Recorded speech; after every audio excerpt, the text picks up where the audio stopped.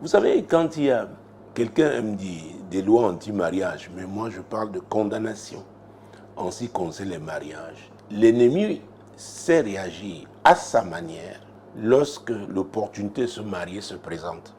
Parce qu'il s'agit pour lui de décourager. Il s'agit pour lui d'arrêter le projet. Vous savez, plusieurs fois ici, je vous ai parlé de Samson, qui avait trouvé une femme du côté de Timna. Et il a appelé son père, sa mère, leur a dit que c'est la femme qu'il veut. Et ils ont entrepris donc leur voyage vers Timna, mais à la porte de Timna, à l'entrée de cette ville, il y a un jeune lion, n'est-ce pas, qui a surgi, n'a pas attaqué le père, n'a pas attaqué la mère, mais a ciblé Samson. C'est Samson qui allait se marier. Donc, quand il y a des condamnations donc, qui affectent le mariage, des condamnations dans le cadre du mariage, et c'est pour que le mariage n'ait pas lieu, c'est valable aussi bien pour les hommes que pour les femmes. Parce que le plus, on a tendance à parler des femmes, mais il y a des familles où les hommes sont sous cette condamnation-là. Alors, les réactions, on ne peut pas, n'est-ce pas, les déterminer. Ça peut être violent, comme le cas du jeune lion de Timna, et le gardien de la famille, le gardien de la condamnation, celui qui est là pour se rassurer que cette condamnation se perpétue, il va réagir. Et là, nous sommes dans le monde spirituel. Ce sont les réalités, chers amis. Vous savez, quand je me considère, que ce soit au Cameroun ou partout où j'ai été, vous rencontrez des belles femmes à l'église qui ont fait de belles études. Il y en a même qui, professionnellement, sont vraiment stables. Mais vous étonnez qu'elles n'arrivent pas, n'est-ce pas, à se marier. Il y a un problème.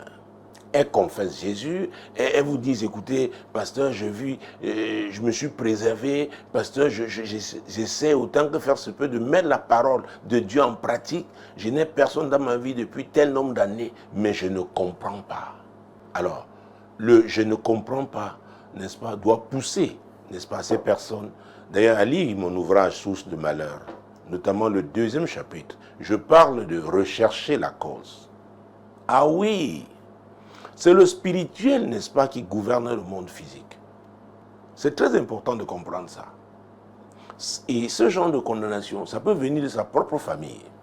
Alors j'ai dit, ça peut venir de sa propre famille, ça peut venir, quand il dit sa propre famille, c'est-à-dire par le sang, ou par les engagements que les parents ont pris.